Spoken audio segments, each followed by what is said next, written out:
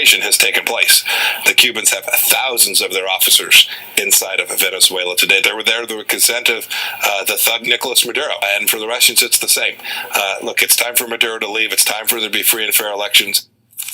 All right, back with a Fox News alert and the chaos erupting in the streets of Venezuela. The United States backing the Venezuelan people's fight for freedom from a regime, but what about the outside influences in this, like Russia and China, which are behind the regime itself, the Maduro regime, backing him? Joining me now to discuss our foreign policy panel, former State Department Foreign Service Officer Lindsay Singleton, Debbie D'Souza, who was born in Venezuela, and senior fellow and military expert Lieutenant Colonel Daniel Davis. And sir, I want to start with you.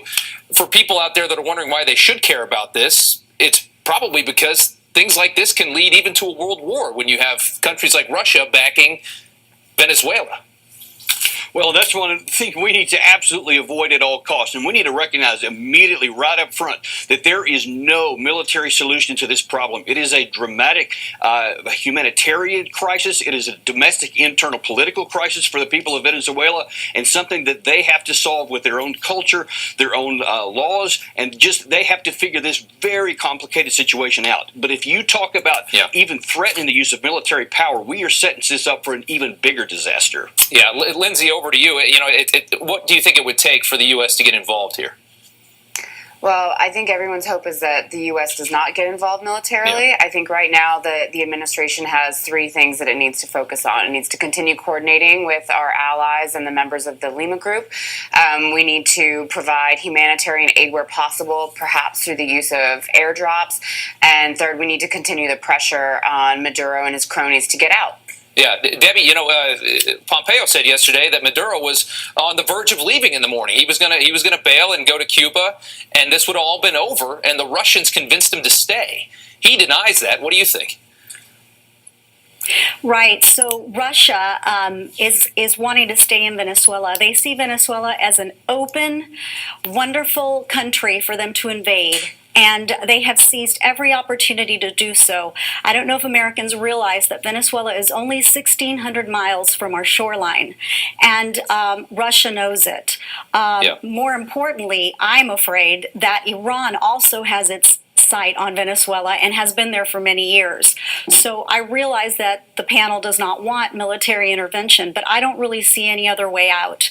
I feel that perhaps maybe more of a Reagan doctrine to help arm the military that backs Guaido, and maybe some of the other countries in South America that want to put the boots on the ground. But I believe we have to do something militarily. Maduro is not going to leave. Russia is not going to let him leave. So you say military involvement from the United States is necessary.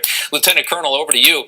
If we do engage in something like this, I mean, what happens when or if Maduro at some point decides to kill Juan Guaido? Does that necessitate our involvement at that point? I just cannot more strongly disagree with that assessment there, because the only time you want to use American military power is when our security is directly threatened or we have been attacked.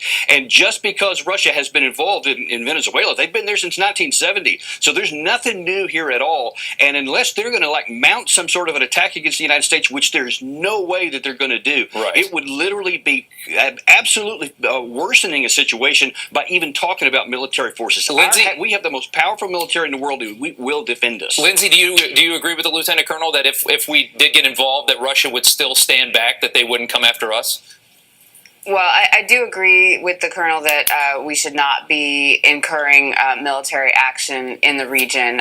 First and foremost, because our allies in the region would not support us in that. And also, if you break it, you buy it. And right now, Venezuela is a basket case. I love the people. I love the country. I spent many years there. But it is in turmoil. And if we attempt military intervention in this country, we're in for another Afghanistan or Iraq. Right. Debbie, over to you. Mario Diaz-Balart, a congressman from South Florida, said last night, or presumed, I think, that there could potentially be nuclear weapons that have been brought in from Russia sitting in Venezuela right now. Do you believe that?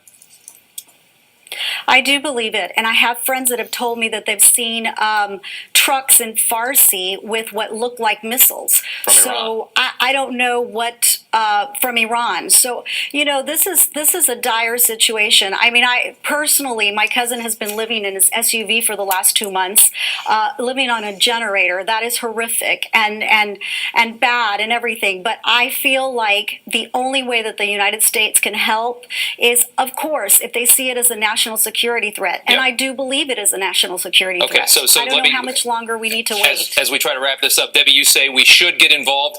Lindsay, you're saying the United States should not get involved militarily. That's right. Okay. That's right. And Lieutenant Colonel, you agree with Lindsay that they shouldn't get involved? Absolutely not. Okay. All right. Guys, thank you so much. We appreciate it. Had to get you all in. I think we did. Thank you so much. Carly, over to you. Thanks for having us, Rob. All right. The time now is 19 minutes after the hour. A battle brewing as European nations